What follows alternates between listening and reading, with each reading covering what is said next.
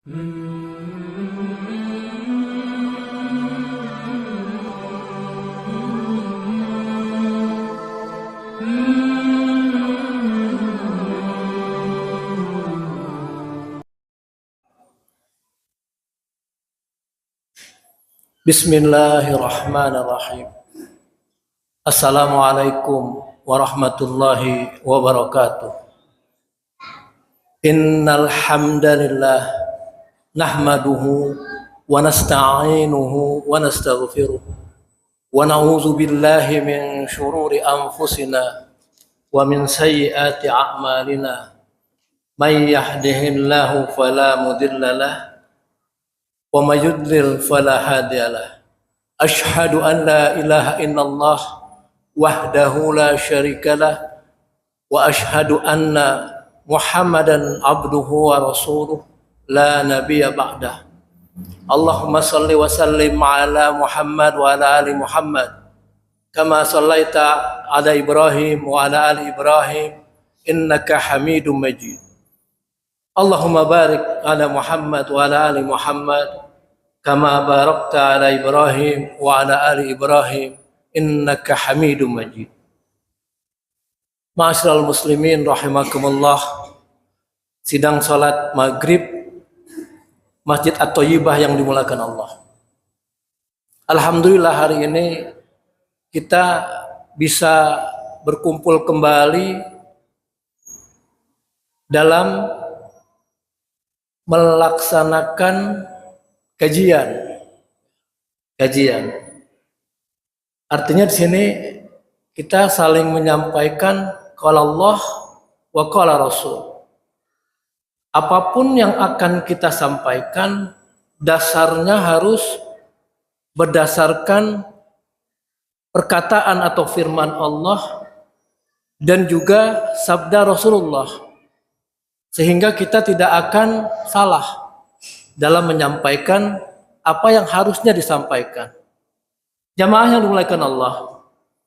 Allah Subhanahu wa taala berfirman dalam surat Al-Jumu'ah ayat 10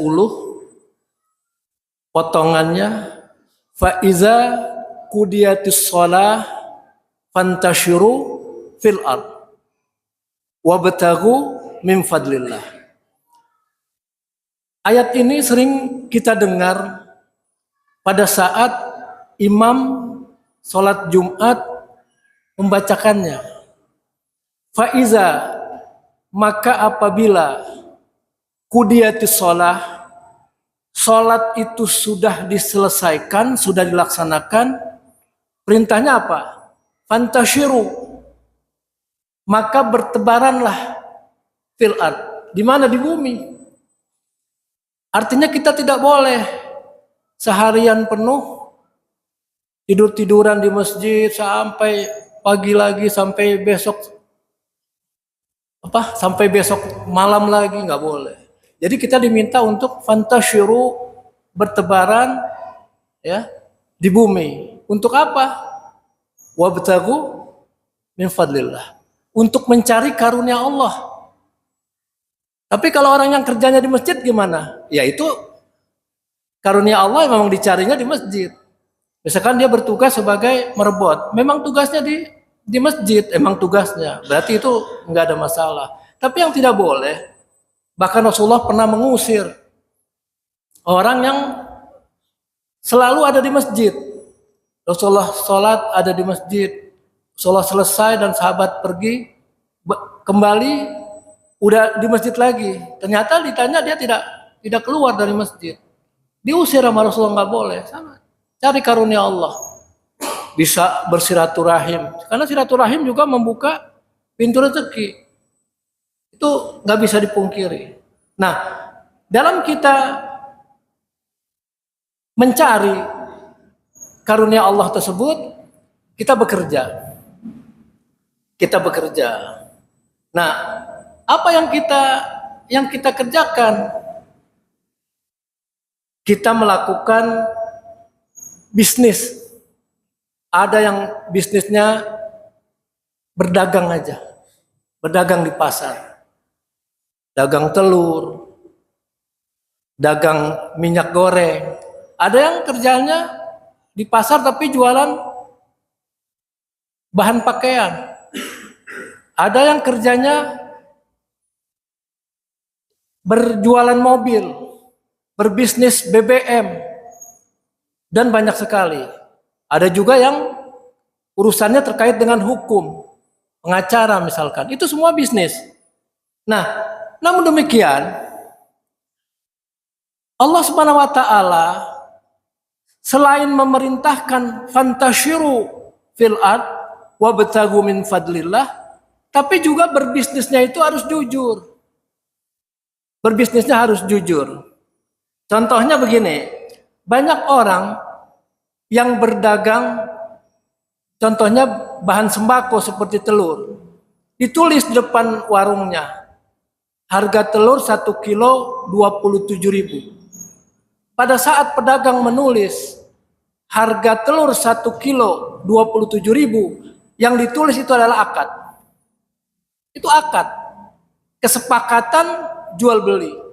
Jadi kalau misalkan ada pembeli mau membeli telur tersebut 1 kilogram, dia harus membayar Rp27.000. Tapi ingat, 1 kilonya harus benar-benar 1 kilo.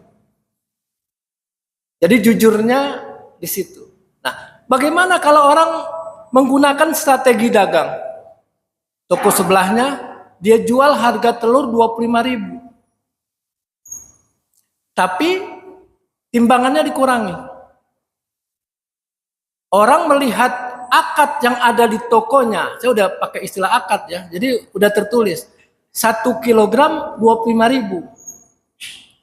Maka banyaklah pembeli yang berbondong-bondong ke toko yang sebelah. Kenapa? Harganya lebih murah. Tapi ternyata timbangannya sudah dikurangi. Bukan 1 kilogram lagi, 0,9 kilogram atau 0,85. Yang dimurkai sama Allah yang mana? Yang curang ini. Akadnya nggak benar. Jadi dalam berdagang itu ada akad. Contohnya tadi mengurangi ukuran. Ya, ukuran itu bisa takaran, bisa timbangan, bisa meteran. Jadi kalau kita lihat di tafsir yang ada, tafsir Al-Quran, Ibnu Katsir misalkan, bahkan sampai apa? Hakim pada saat memutuskan perkara, dia tidak adil, itu termasuk kecurangan dalam menakar dan menimbang. Menimbang apa? Pertimbangan hukum. Dia ingin meringankan seseorang, dia buat pertimbangannya yang menguntungkan buat terdakwa tersebut. Tapi pada saat dia ingin memberatkan, dibuatlah pertimbangan-pertimbangan yang berat. Ini terjadi. Jadi bukan hanya berdagang sembako aja. Pada saat memutuskan juga seperti itu. Jaksa juga begitu. Jaksa ingin memberatkan hukuman seorang, padahal orang ini nggak salah, dibuatlah ada pesanan, misalkan dia harus masuk, dia harus dihukum berat. Itu nggak boleh. Benar-benar jaksa itu independen, bahwa dia harus mempertimbangkan apa yang ada. Karena dampaknya itu nanti kemurkaan Allah bagi dia. Juga pengacara. Seorang pengacara itu pada saat membela kliennya yang miskin tidak terlalu bersemangat dibandingkan dengan melayani yang kaya yang membayar banyak, itu nggak boleh. Jadi semua harus dianggap, harus dibuat sama. Kalau dia tidak mau ya jangan diterima. Dia nggak mampu, bayarannya murah, ya jangan terima.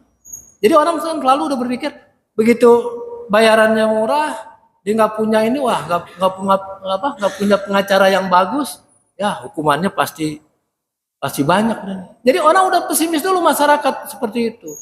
Tapi kalau kita ingin punya uang banyak, pengen hukumannya ringan atau pengen bebas, itu aja tuh pengacara terkenal, bayarnya pakai dolar. Jadi hal seperti itu harusnya sudah mulai disadari bahwa ini adalah akan mengundang kemurkaan Allah. Lalu juga kadar emas. Emas itu nggak tampak. 24 karat. Bener nggak 24 karat? Gitu. Atau timbangannya 2 gram, 3 gram, 4 gram. Bener nggak? 2 gram, 3 gram, 4 gram. Mungkin kalau emas-emas yang udah disertifikasi, ada kan disertifikasi ya. Itu seperti Antam, Pegadaian, mungkin udah benar-benar diuji itu. Tapi yang dimaksudkan di sini adalah orang beli cincin 10 gram atau nggak sampai 5 gram lah cincinnya besar 5 gram 24 karat, ternyata nggak benar 24 karat, itu udah suatu perbuatan dosa, ya kan? Nah, akuntan itu kan menghitung pendapatan seseorang, laba yang dituangkan dalam laporan keuangan. Pada saat yang datang kliennya meminta laporan keuangan untuk mendapatkan kredit bank, pendapatannya ditinggikan. Harga pokoknya direndahkan, biar untungnya besar. Kalau untungnya besar, berarti perusahaan ini bagus kinerjanya, maka akan mendapatkan kredit bank yang banyak. Tapi sebaliknya, kalau untuk membayar pajak, pendapatannya dikurangi, harga pokoknya ditinggikan, sehingga labanya kecil, pajaknya kecil. Ini contoh. Jadi seperti itu. Lalu engineer juga begitu. Orang sipil, campuran semen, 3 pasir, 1 bagian semen, pemborong ya. Ternyata semennya cuman 2 bagian, pasirnya 1 bagian. Itu adalah mengurangi timbangan. Jadi hal-hal itu yang harus kita sadari. Kelihatannya itu sederhana, tapi dosa besar. Allah Subhanahu wa taala berfirman.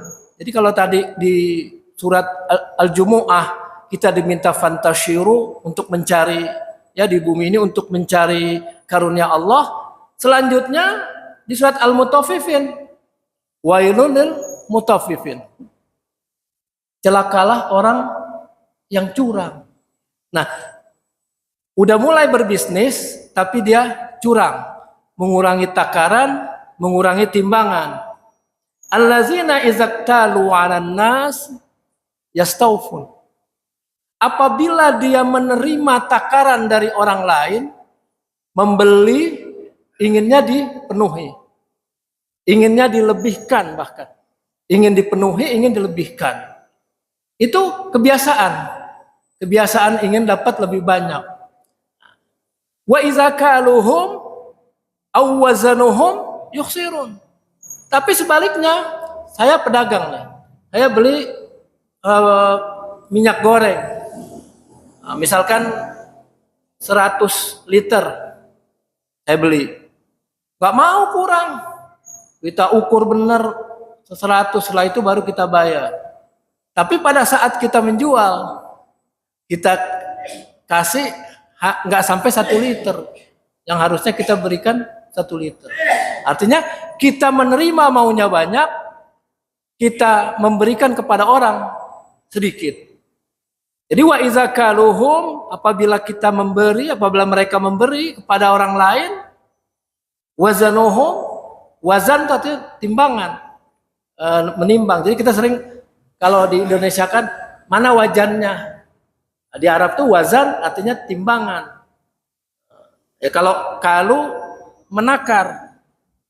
Wa iza kaluhum, apabila mereka menakar, au wazanuhum, atau mereka menimbang, yukhsirun. Khosaro yukhsirun, maunya sedikit. Jadi punya kelebihan yang tidak halal. Kita mendapatkan dari selisih yang tidak halal. Itu. Jamaah yang dimuliakan Allah. Ibnu Katsir dalam kitabnya yang dimaksud dengan tasfif ini, ya kan? adalah curang dalam memakai takaran dan timbangan. Jadi ini jelas sekali ya. Arti dari takaran dan timbangan bukan hanya timbangan dalam arti fisik, misalkan beras, telur yang sudah saya bilang. Beberapa waktu lalu kita dengar di berita bahwa ada beberapa SPBU yang kalau kita beli dapatnya perasaan lebih sedikit. Nah, keluhan masyarakat itu ditindaklanjuti. Ada yayasan lembaga konsumen, ada badan meteorologi di Indonesia. Meteorologi, bukan meteorologi. Kalau meteorologi masalah cuaca, kalau meteorologi itu adalah meter, ya. Yang mentera meteran. Harusnya kewajiban badan meteorologi melakukan pengujian terhadap transaksi-transaksi di perdagangan secara rutin. Ada teranya. SPBU itu kalau dengar di berita ada knopnya di dalam. Pada saat cetek, yang pompanya yang mendorong BBM tersebut kurang. Nanti kalau mau ada pemeriksaan, knopnya di on. Jadi normal lagi. Sehingga ukurannya sama lagi. Tapi sempat digerebek dulu sama saya pernah lihat sama Polda dalam berita, ternyata akhirnya di skorsing lah, ditutup dulu gitu sampai dia benar-benar melakukan yang meteran yang benar. Nah, di sini artinya makna dari kalu wazanu itu bukan hanya sekedar timbangan yang biasa. Jadi sudah cakupannya luas. Ya. Jamaah yang dimuliakan Allah, kalimat al-mutaffifin ya tadi udah secara jelas kan disebut apabila menerima maunya banyak, apabila memberi maunya sedikit. Namun pada saat dia menakar untuk orang, enggan dia, ada perasaan, udah kebiasaan mungkin ya, nggak enak kalau ngasih sesuai dengan takaran, maunya disedikitkan. Nah, zaman dahulu ada kaum namanya Madian. Kaum Madian itu kaum Nabi Syuaib. Mereka itu gemar berdagang, emang profesinya pedagang. Tapi sayangnya dia tidak menyembah Allah dengan benar. Yang disembah adalah batu-batuan, pohon-pohon besar dan sebagainya. Lalu Allah Subhanahu wa taala dalam surat Hud itu memerintahkan atau mengutus Nabi Syuaib untuk datang mendakwahkan firman Allah. Tapi siapa sebenarnya Nabi Syuaib? Nabi Syuaib itu sebetulnya adalah bagian dari kaum Madian. Dia istilahnya anak Madian. Dalam Al-Quran seringkali kita dengar bahwa kami utus Nabi dari kaumnya sendiri. Itu sering. Nabi Muhammad juga gitu. Nabi Muhammad diutus kepada bangsa Quraisy pada saat itu. Disebut kami utus Nabi dari bangsanya sendiri. Tujuannya apa? Biar mudah diterima. Gerakan dakwahnya juga sudah paham ini. Kan kita sudah mempelajari bagaimana kondisi di sana. Begitu juga nih Nabi Syuaib pada saat sampai mendakwahkan itu, ada salah satu pemukanya yang sila berdebat, ada yang mengancam, berhenti, jangan berdakwah lagi. Kalau berdakwah lagi kami akan rajam. Sampai begitu. Kami akan usir. Kalau nggak mau diusir, kami rajam. Nah, salah satu pemukanya itu pedagang terkenal. Apa yang ada di filosofinya? Bahwa berdagang itu harus curang. Kalau tidak curang, maka tidak akan untung. Bagaimana kita bisa mengambil atau menjaring pelanggan sebanyak-banyaknya? Kalau kita dengan cara adil, kayak tadi jual telur. 1 kilo 27.000, 1 kilo 25.000, pasti akan datang yang harganya lebih murah. Tapi di dalam itu, di balik itu, pembeli nggak tahu. Kalau dihitung sebetulnya lebih mahal, karena takarannya nggak sampai 1 kilo.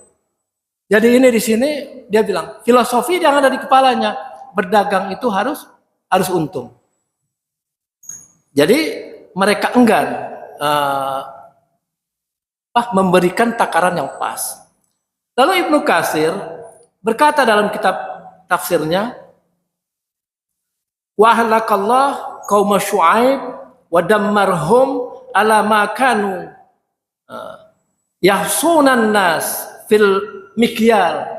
Mikyal itu tadi asal katanya yang kalu tadi, mikyal takaran, wal mizan dan juga timbangan. Allah telah membinasakan dan menghancurkan kaum Nabi Syuaib dikarenakan mereka berbuat curang kepada sesama manusia. Dalam hal apa? Dalam hal takaran dan juga timbangan. Banyak orang yang nggak mau. Kalau kata-kata Allah menghancurkan kaum Nabi Syuaib, membinasakan, banyak yang nggak mau dibilang begitu. Kenapa sih berdakwah harus yang serem-serem katanya? Harus yang serem-serem. Gak usahlah. Nasihati aja yang baik. Nah, ini kan sebuah kenyataan, sebuah sejarah. Pertamanya para nabi pasti mendakwahkan yang baik, yang benar. Pada saat kaum itu tidak mau diberikan dakwah yang benar, dia akan dihancurkan. Ujungnya seperti itu. Kaum Lut, Nabi Lut, maunya LGBT, dinasehati nggak mau. Malaikat 2 datangnya malaikat ke rumah Nabi Lut dengan rupa manusia yang tampan rupawan. Kaum yang hobinya LGBT itu datang kepada Nabi Lut, malah ingin meminta 2 orang itu. Nabi Lut bilang, jangan ganggu tamuku. Dia nggak tahu kalau ini malaikat yang akan membalikan negerinya. Jadi karena Nabi Lut bahkan dibilang, kalau kamu ingin menikah, nikahilah anakku. Aku punya anak perempuan. Nggak mau, diketawain. Nggak mau. Maunya laki dengan laki-laki, perempuan dengan perempuan. Sudah tidak bisa lagi dinasehati, didakwahkan. Datang 2 malaikat. Pertamanya datang ke Nabi Ibrahim dulu, memberikan informasi bahwa Nabi Ibrahim akan mendapatkan anak. Setelah itu datang ke Nabi Lut, karena Nabi Ibrahim dengan Nabi Lut itu satu zaman, cuman beda kaum. Datang ke Nabi Lut, menyatakan malaikat bahwa kami diperintahkan oleh Allah Subhanahu Wa Taala untuk menghancurkan kaum-kaum, juga termasuk istrinya. Ada 2 wanita di dunia ini, 2 wanita. Dia hidup dalam pembinaan 2 nabi yang saleh. Yang pertama Nabi Lut, yang kedua Nabi Nuh. Tapi dua-duanya dihancurkan. Istri dari 2 nabi. Jadi kita nggak usah merasa bagaimana kalau ada keluarga kita yang wanita dinasihati masih belum mau. Berdoa aja kepada Allah. Minta kepada Allah agar wanita-wanita yang ada di sekitar kita, baik istri maupun anak, diberi hidayah oleh Allah. Nabi Nuh dan Nabi Lut, dua-duanya diazab istrinya. Yang satu ditenggelamkan di laut, yang satu hancur. Negaranya atau buminya dihancurkan. Nah, tapi ada istri di bawah pembinaan orang zalim yang tidak taat kepada Allah, bahkan menyembah selain Allah, bahkan menuhankan dirinya sebagai Tuhan, tapi istrinya adalah istri yang soleh. Asiyah, istrinya Fir'aun. Istri Fir'aun itu pada saat diazab dia berdoa, ya Allah, tunjukkanlah tempatku nanti di surga. Tunjukkan tempatku nanti di surga seperti apa. Ini udah mau mati, diseksa sama Firaun. Allah buka di depannya tempatnya dia nanti di surga. Maka itu Rasulullah mengatakan, kalau mau mencontoh wanita pemuka surga nanti, yang pertama adalah Asiyah, istri Firaun. Yang kedua, Khadijah, istri Nabi Muhammad yang pertama. Itu antara lain. Ya, ada beberapa yang disebut. Artinya di sini dua itu sangat bertolak belakang. Dengan istri yang tadi, dua nabi yang lain. Nabi Nuh dan Nabi Lut. Di bawah pembinaan, ya, dua wanita di bawah pembinaan nabi yang soleh, tapi dua-duanya diazab. Tapi Asiyah, suaminya adalah orang yang Allah udah tetapkan masuk neraka, tapi istrinya menjadi wanita pemuka di surga nanti. Jadi mendapat kedudukan yang mulia. Jadi ini luar biasa. Jadi dalam tafsir Al-Quran Al-Azim, Allah membinasakan dan menghancurkan kaum Syuaib dikarenakan mereka berbuat curang kepada sesama manusia dalam takaran dan timbangan. Mudah-mudahan ini menjadi pelajaran buat kita, bagi kita yang berdagang, bagi kita yang melakukan apapun yang terkait dengan hubungan dengan manusia, adillah. Walaupun tidak berdagang, kita contohnya gini, ada lagi contoh guru atau dosen. Dia senang dengan anak ini, atau dia kenal, nilainya diberikan bagus. Sementara yang dia tidak kenal, tidak diberikan nilainya bagus. Itu nggak boleh. Itu termasuk juga tidak adil dalam menakar dan menimbang. Menakar apa? Menilai apa jawaban dari soal-soal yang diberikan. Jadi ini, jamaah yang dimuliakan Allah. Jadi di sini kaum Madian itu adalah kaum yang terkenal curang. Namun sekarang kita coba, masih ada waktu, kita lihat sekarang bagaimana masanya Nabi Muhammad. Itu kan zaman Nabi Syuaib, ada di surat Hud, ya, ada di surat Hud.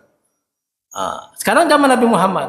Pada saat Nabi Muhammad Sallallahu Alaihi Wasallam beserta sahabatnya melakukan hijrah dari Mekah menuju Madinah, kita sekarang membayangkan kata-kata hijrah itu mudah-mudah aja.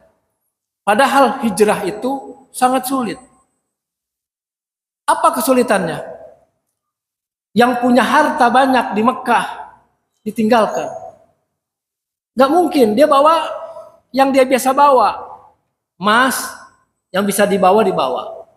Punya onta hanya buat tunggangan dibawa. Tapi dia punya rumah, punya pohon kebun kurma, apakah dibawa? Tidak. Perdagangan ditinggalkan semua. Makanya kaum muhajirin ini pada saat sampai di Madinah, mereka miskin. Sementara orang Madinah, kaum Ansor kaya-kaya. Gitu kan. Nah, pada saat mereka sampai di sana miskin, apa yang dilakukan Rasulullah? Memajukan perekonomian di Madinah. Itu dulu. Nah, tapi ada sebuah langkah strategis yang dilakukan sebelum membangun ekonominya berhasil. Tadi kan saya bilang, ada kaum yang surplus, kaya, perdagangannya maju, kaum Ansor. Ada kaum yang miskin, muhajirin. Rasulullah membangun perekonomian di kota Madinah perlu waktu. Maka dipersaudarakanlah kaum muhajirin dan Ansor. Salah satunya pedagang terkenal yang ini sangat terkenal, Abdurrahman bin Auf, kita nggak boleh lupa. Mereka sampai di sana, lihat ada hanya satu pasar yang maju, tapi praktek ribanya kuat di pasar itu, dan kecurangan sudah menjadi filosofi dalam dagang. Katanya sama ini dengan kaum Madian masa Nabi Syuaib. Kalau tidak curang, tidak untung. Pasar tersebut adalah pasar kaum Yahudi, Bani Kainuqa, ya, Yahudi. Rasulullah sampai di sana setelah melihat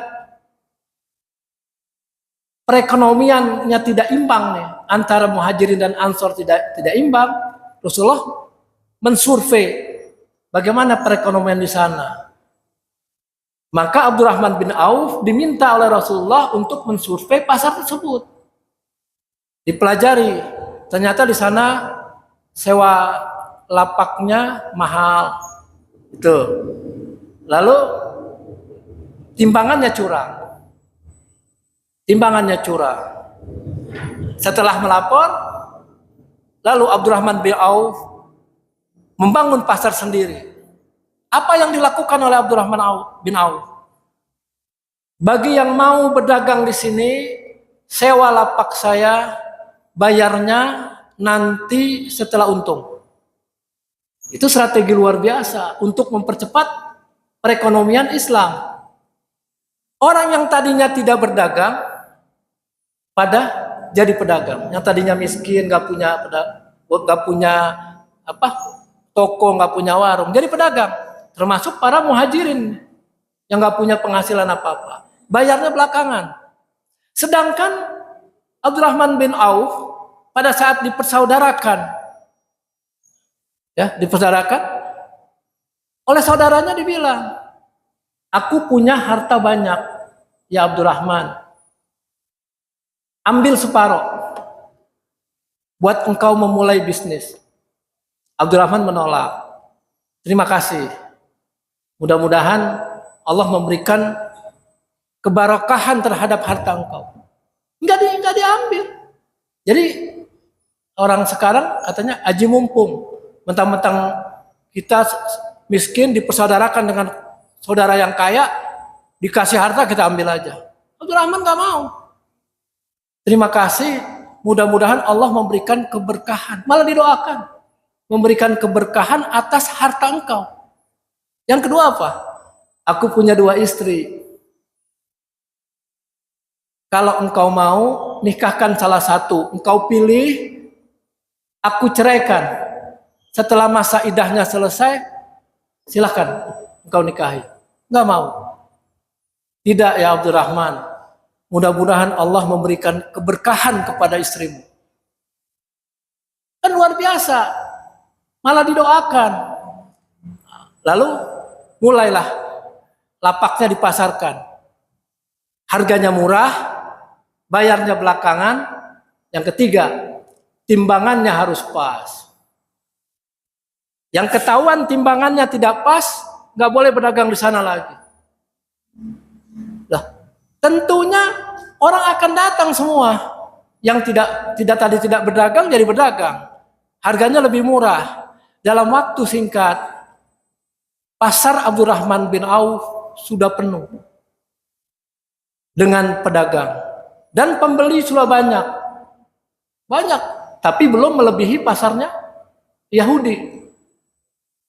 Setelah berhasil, Abdurrahman bin Auf berbincang dengan Rasulullah. Ya Rasulullah, aku sudah berhasil. Emang di dalam penjelasan hadis terlihat ada kata-kata Abdurrahman datang menghadap Rasulullah dengan pakaian yang rapih, yang bagus.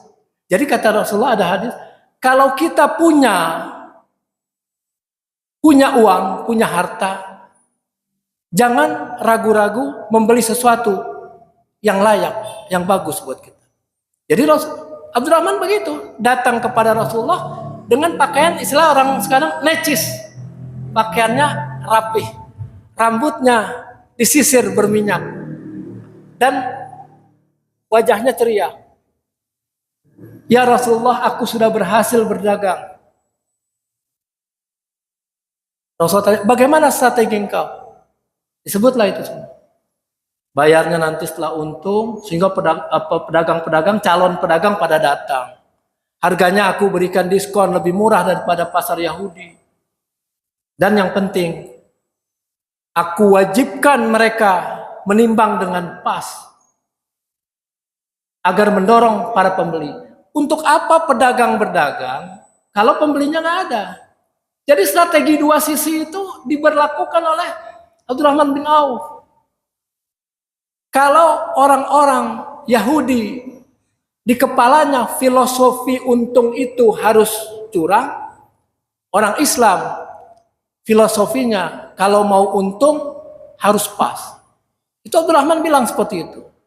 Tapi apa yang dikatakan Rasulullah? Ya Abdurrahman, aku berikan satu nasihat. Para sahabat setiap mendengar dari Rasulullah ingin dinasehati, waduh semangat sekali. Bahkan datang, ya Rasulullah beli aku nasihat. Di mana nasihat itu kalau aku dengar aku tidak akan bertanya lagi. Jadi semua minta nasihat dari Rasulullah. Ini Abdurrahman dikatakan oleh Rasulullah, aku beri nasihat, engkau mau? Mau ya Rasulullah. Bilang kepada para pedagang, timbangannya harus lebih. Bukan pas lagi. Jadi kalau ada Pertamina, pasti pas. Slogannya Pertamina gitu ya, pasti pas. Itu udah bagus. Tapi tipsnya Rasulullah, lebihkan. Itu dengar ada pedagang, kadang-kadang orang Sunda, orang Jawa, orang Betawi, udah pas ditambahin, nih biar anget. Kan gitu ya, ada istilah, nih biar anget nih, dilebihkan timbangannya. Nih tambahan, biar anget. Kadang-kadang pembelinya ibu-ibu, daging sapi, tambahin dong. Ya ini bu, tambahin. Kadang-kadang minta tetelan, dikasih tetelan. Abdurrahman mendengar nasihat dari Rasulullah, langsung pamit, ya Rasulullah, aku akan pergi ke pasar. Jadi sami'na wa ta'na. Datang dikumpuli para pedagang, mulai hari ini yang ingin berdagang di tempatku timbangannya harus lebih. Para pedagangnya taat, dilebihkan. Apa yang terjadi? Pasar Yahudi bangkrut. Semua pembelinya pada pindah. Alasannya apa? Kalau kita beli atau berbelanja di pasar Abdurrahman bin Auf, kita akan mendapatkan barang lebih banyak daripada di pasar Yahudi dengan harga yang sama. Jadi itu kan luar biasa. Jadi itulah strategi berdagang dalam Islam. Beda dengan Yahudi, harus curang baru untung, bisa mengalahkan lawan-lawannya. Islam tidak. Nah, jadi mulai hari ini kalau kita sebagai pedagang ataupun yang menuntut kita harus menakar juga menimbang, maka berikanlah timbangan yang adil. Adil itu artinya bisa pas, bisa juga lebih. Adil. Tidak menzolimi pembeli. Tidak menzolimi klien. Tidak merugikan. Kalau di akuntan, auditor dan auditi. Auditor adalah yang mengaudit, auditi adalah yang diaudit. Tidak merugikan auditi. Memberikan timbangannya adil. Jadi itu mungkin yang perlu kita pahami, mudah-mudahan bermanfaat, khususnya buat saya, juga kepada kerabat saya, keluarga saya, yang pedagang, alhamdulillah kita harus sampaikan kepada mereka. Alhamdulillah kita dapat pengetahuan ini. Al-Quranul Karim bukan perkataan orang. Al-Mutaffifin ayat 1 sampai ayat 3. Wailul lil mutaffifin allazina idza iktalu 'alan nasi yastawfun wa idza kaluhum aw wazanuhum yukhsirun. Sambungannya, ala yazunnu ulaika annahum mab'usun liyaumin azim yauma yaqumun nasu lirabbil alamin. Apakah mereka tidak mengira nanti mereka akan dibangkitkan pada hari yang maha besar, Yaumul Azim, hari kiamat, di mana manusia bangkit bangun dari kuburnya berbondong-bondong menghadap Tuhan semesta alam. Untuk apa? Menerima timbangan. Kita ditimbang. Di dunia kita menimbang, kita menakar. Nanti pada saat dibangkitkan kita bertemu dengan Allah, kita akan ditimbang. Apakah kita adil dulu dalam menimbang, dan sekarang kita ditimbang. Jadi ini mungkin yang bisa kita maknai. Mudah-mudahan kita semua bisa mengamalkan. Subhanakallahumma wa bihamdik, asyhadu an la ilaha illa anta, nastaghfiruka wa natubu ilaik. Billahi taufiq wal hidayah. Wassalamualaikum warahmatullahi wabarakatuh.